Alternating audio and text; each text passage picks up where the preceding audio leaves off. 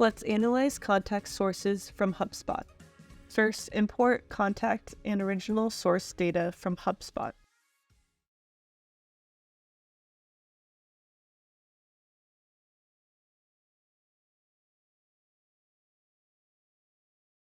Use Formula Builder to calculate the number of contacts, trials, and payments.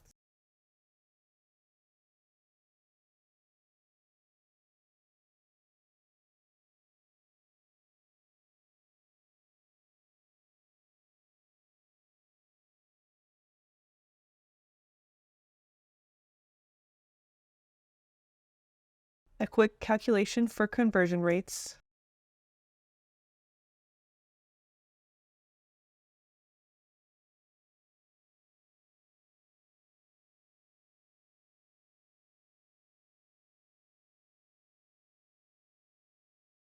Use Chart Builder to understand distribution between each of these sources to inform decisions where to spend time and energy from a sales perspective.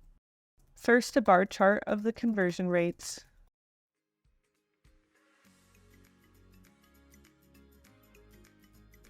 Now a pie chart to show contact source distribution for contact to paid conversion rates.